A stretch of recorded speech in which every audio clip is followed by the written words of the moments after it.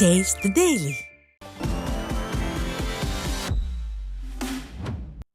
உதவி பேராசிரியர் பணிக்கு விண்ணப்பிக்கும் தேர்வர்கள் அனுபவ சான்றிதழ் பெறுவதில் குளறுபடிகள் நடப்பதாக குற்றம் சாட்டினர். அரசு கலை அறிவியல் கல்லூரிகளில் காலியாக உள்ள உதவி பேராசிரியர் பணியிடங்களுக்கான அறிவிப்பை அண்மையில் ஆசிரியர் தேர்வு வாரியம் வெளியிட்டது.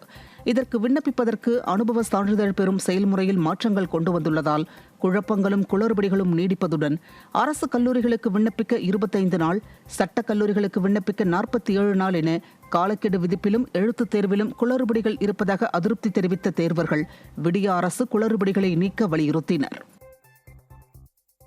திருப்பூர் மாவட்டம் தாராபுரம் அருகே வீட்டுமனை பட்டா கோரி அரசு நிலத்தில் குடிசை அமைத்து கிராம மக்களுடன் விடியா திமுக அரசின் கூட்டணி கட்சியினரே போராட்டம் நடத்தியதால் பரபரப்பு ஏற்பட்டது. அலங்கியம் கிராமத்தில் வசிக்கும் பொதுமக்கள் வீட்டுமனை பட்டா கோரி பலமுறை அதிகாரிகளிடம் மனு கொடுத்தும் மாவட்ட நிர்வாகம் நடவடிக்கை எடுக்கவில்லை என கூறப்படுகிறது. இதனால் ஆத்திரமடைந்த பொதுமக்கள் அரசுக்கு சொந்தமான இடத்தில் குடிசை அமைத்து போராட்டத்தில் ஈடுபட்டனர். உடனடியாக நடவடிக்கை எடுக்காவிட்டால் ஆவணங்கள் அனைத்தையும் ஒப்படைத்து விடுவதாக விடியா அரசு அதிகாரிகளுடன் வாக்குவாதத்தில் ஈடுபட்டு எச்சரிக்கை விடுத்தனர். அவங்கதான் மனு எழுதி கொடுங்கன்னு கேட்டது அவங்கதான், கொடுங்கன்னு சொன்னது அவங்கதான்.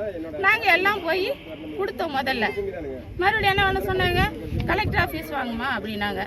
உங்களுக்கு கண்டிப்பா கொடுப்போம் மணியா சொன்னனாலதான் நாங்க முயற்சி எடுத்தோம். இல்லைன்னா நாங்க முயற்சி எடுத்திருக்க மாட்டோம். அதோட விட்டுட்டு நாங்க போயிருப்போம். ராமநாதபுரம் மாவட்டத்தில் வீசிய பலத்த சூறைக்காற்று காரணமாக வீடுகளில் உள்ள தகர ஷீட்டுகள் காற்றில் பறந்து மின் வயர்களின் மீது விழுந்து தீப்பற்றி எரியும் அதிர்ச்சி வீடியோ வெளியாகியுள்ளது. ராமேஸ்வரம், பாம்பன் உள்ளிட்ட பகுதிகளில் பலத்த சூறைக்காற்றுடன் கூடிய கனமழை பெய்த நிலையில் பனைக்குளம் கிராமத்தில் பல வீடுகளின் கூரைகள் பெயர்ந்து மின்சார வயர்கள் மீது பட்டு தீப்பொறிகளுடன் தீப்பற்றி எரிந்தது.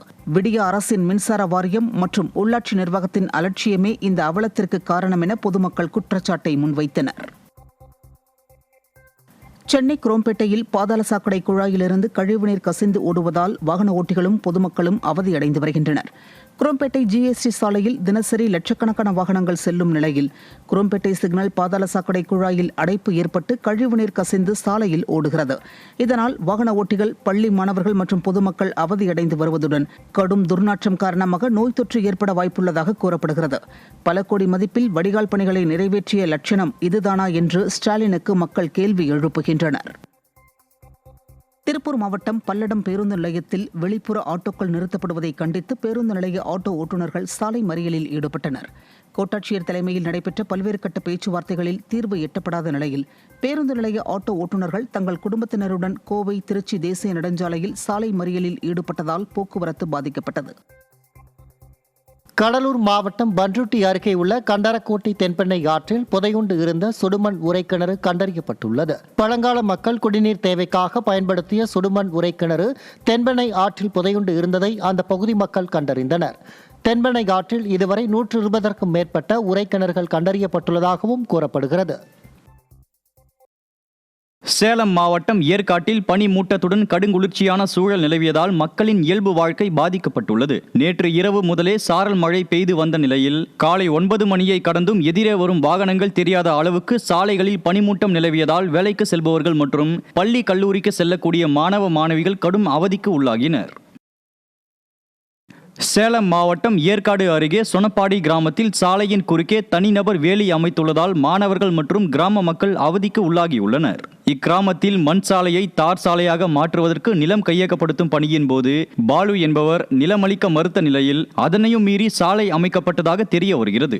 இந்நிலையில் இச்சாலையின் குறுக்கே கம்பி வேலியை பாலு அமைத்துள்ளதால் அவ்வழியாக பயணிக்க இயலாத நிலை ஏற்பட்டுள்ளது. இது குறித்து விடியா அரசின் அதிகாரிகளிடம் புகார் அளித்தும் எவ்வித நடவடிக்கையும் இல்லை என மக்கள் குற்றம் சாட்டியுள்ளனர்.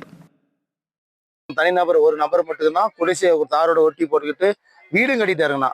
நெக்ஸ்ட் வீடு கட்டுறது 10 சொல்லிட்டு ஸ்கூலுக்கு போற வழியும் முள்ளுவலி போட்டு அடிச்சிட்டாரு. பாட்டி உடம்பு சரியில்லாம அந்த சால்வெல்லாம் கட்டி தோணி கட்டி ஹாஸ்பிட்டல் தூட்டி போகல. அந்த வழியில வர முடியாம ரொம்ப தவிச்சு ஆம்புலன்ஸ் கூட உள்ள வர முடியல. ரொம்ப அந்த மாதிரி ரொம்ப கஷ்டம் தாங்க இருக்கிறோம். தனி நபர் ஒரு ஆள் மட்டும் தான் அந்த பிரச்சனை பண்றாருண்ணா. கள்ளக்குறிச்சி மாவட்டம் சங்கராபுரம் பகுதி விளைநிலங்களில் படைப்புழு தாக்குதலால் விவசாயிகள் கடும் அதிர்ச்சியில் ஆழ்ந்துள்ளனர். 500க்கும் மேற்பட்ட ஏக்கரில் பயிரிடப்பட்டுள்ள மக்காச்சோள பயிர்களும் நெல், கரும்பு, பருத்தி, நிலக்கடலை போன்ற பிற பயிர்களும் படைப்புழு தாக்குதல்களால் விவசாயிகள் பெரும் நஷ்டத்தை சந்திக்கும் நிலை ஏற்பட்டுள்ளது.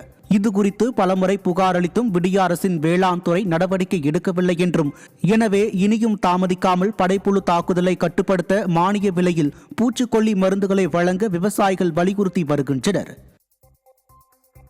திருவள்ளூர் மாவட்டம் கும்மிடிப்பூண்டியை அடுத்த பெரிய ஓவலாபுரம் கிராமத்தில் ஆக்கிரமிப்புகளை பாரபட்சம் இன்றி அகற்ற வலியுறுத்தி விவசாயிகள் பெட்ரோல் கேனுடன் அதிகாரிகளுடன் வாக்குவாதத்தில் ஈடுபட்டனர்.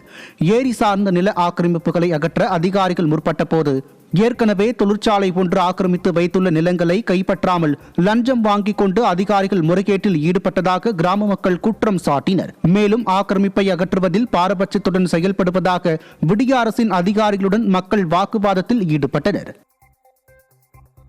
கோவை மாவட்ட ஆட்சியர் அலுவலகத்துக்கு வெடிகுண்டு மிரட்டல் விடுக்கப்பட்டது பரபரப்பை ஏற்படுத்தியது. கோவை மாவட்ட ஆட்சியர் அலுவலகத்துக்கு 9வது முறையாக வெடிகுண்டு மிரட்டல் விடுக்கப்பட்ட நிலையில் கும்பகர்ணனை விட கொடிய உறக்கத்தில் இருக்கும் ஸ்டாலின் மாடல் அரசின் ஏவல் துறை மிரட்டல் விடுத்தவரை பிடிக்க முடியாமல் திணறி வருவது பொதுமக்களிடையே அதிருப்தியை ஏற்படுத்தியுள்ளது.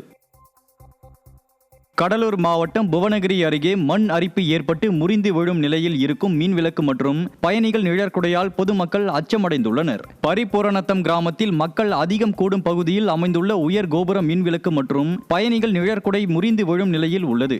இதுகுறித்து பலமுறை புகார் அளித்தும் விடிய அரசு அதிகாரிகள் நடவடிக்கை எடுக்கவில்லை என பொதுமக்கள் வேதனையுடன் தெரிவித்தனர். மேலும் அசம்பாவிதம் நடைபெறும் முன் அதிகாரிகள் உடனடியாக நடவடிக்கை எடுக்க கோரிக்கை விடுத்தனர்.